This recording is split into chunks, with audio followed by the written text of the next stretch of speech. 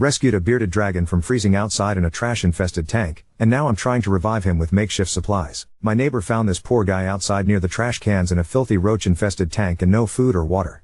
It's been like 400 all day. I'm just trying to get him warmed up.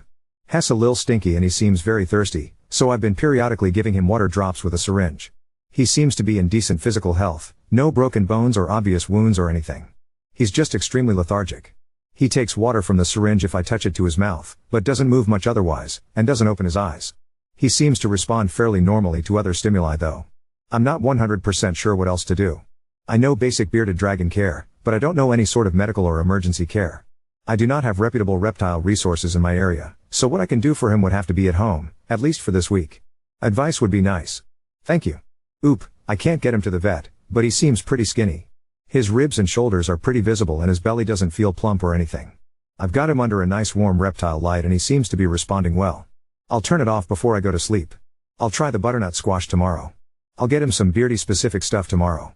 I just used miscellaneous turtle supplies I used to have to scrap together a habitat for now. Thank you for your advice. I feel much better about being able to help him heal. Good call. I'll get him tested ASAP. I do. I set them up but the tank wasn't heating up very fast, so I've been using warm towels. I heated a bit in the dryer until it's warm enough. My house is very cold, so I didn't want it to take too long in case he's shutting down. Right? I kind of wonder if they didn't feed or water him and then had the nerve to be surprised when he didn't move or anything. Some people shouldn't have pets. It's scary to think that some people like that even have children. Makes my skin crawl to think about how this guy's life must have been like with those people. It's true. Update 1. First off, I want to thank everyone who offered advice. I took nearly all of it, and have yet to try some. I'm so happy y'all stepped in to share because Cash seems to definitely be on the mend. When I got home last night, I cobbled together a little apartment for Cash. The biggest, clean, tank I have is a roughly 2x2 Beaufront aquarium. I lined the bottom with clean towels and used an old lamp box as a hide. I used some spare parts to assemble and dangle an old heat lamp on one side of the tank. I also gave him bowls of plain salad and water. So this morning, when I woke up and turned his light back on, not only had he moved, but he ate the salad I gave him and was holding his head up and opened his eyes a couple times. I decided to just leave him alone in the morning so as not to interrupt his progress. He won't take any water from the syringe anymore. Before he was practically sucking on it, so I'm assuming he's good and hydrated again. He even moved his head away from me. Which is great because before, he wouldn't really react if I bugged him. It's good he's strong enough to move himself to a more comfortable position. I changed out his towels and went to work. When I came back, he'd moved again to the cool side of his tank. Another good sign. He also ate more greens. I'm gonna try some bugs tomorrow so he gets some protein and vitamins. Something tells me his previous owners likely didn't bother with finicky things like vitamin powder. I gave him a warm bath and got him cleaned up.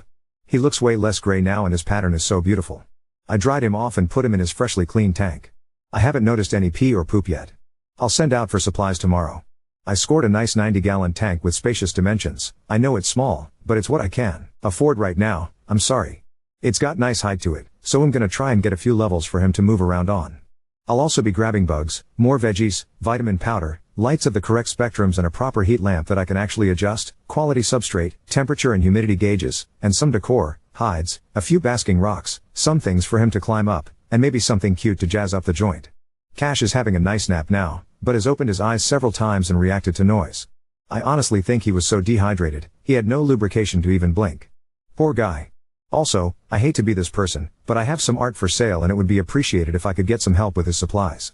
At the end of the day, I'm getting him all he needs, but it's a large upfront cost for me, and I'd still like to get him to a vet and have a fecal sample run. Either way, I'll continue to post updates on his journey. Cash is gonna get the care needs regardless of anything and he's in a home that cares about him now. Update 2. Cash is home. I came home from work today and found the boy happily basking on his perch.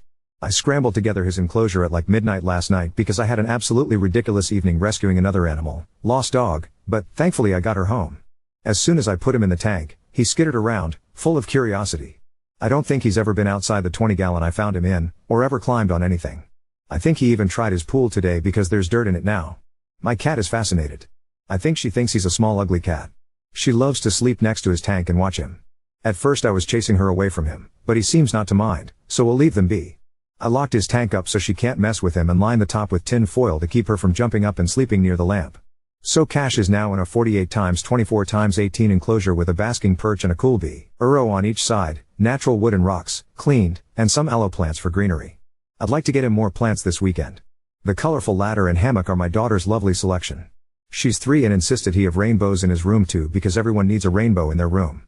So if you don't have one in your bedroom, my daughter insists you go get one, non-negotiable. I took the ladder out during the day to let him get used to his home. I'll put it in for him to find his hammock in a few days. I'm gonna add more height to his tank as well. The empty back wall is making me nuts lol, so I'm gonna make some more structures for him to climb.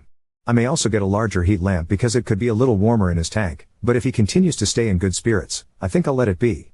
I also gave him some bugs to snack on this evening, and he loves crickets, likes dubia roaches, and is kinda meh about mealworms. He also seems to like mustard greens a lot but not so much collard greens. He's appearing much more hydrated, and seems to have been eating and exploring his container throughout the day. My daughter and I fed him his bugs with chopsticks and helped him find his food bowl. So far, so good. He seems very well adjusted now, and even seems to recognize me when I come by. I hope we can be pals. Thank you to everyone who helped cash out. My next step is scheduling him for a vet appointment and getting him tested for parasites. I don't think Hess in poor health because he's so sprightly, but it's best to know for sure. I'll chill on the cash posts for now, but I will be posting the art commissions bought to support cash. I also have some gifts for all of you that offered advice, kind words, or donations. Keep an eye out. Cashew says, thank you. Oop, I decided to paint him a background.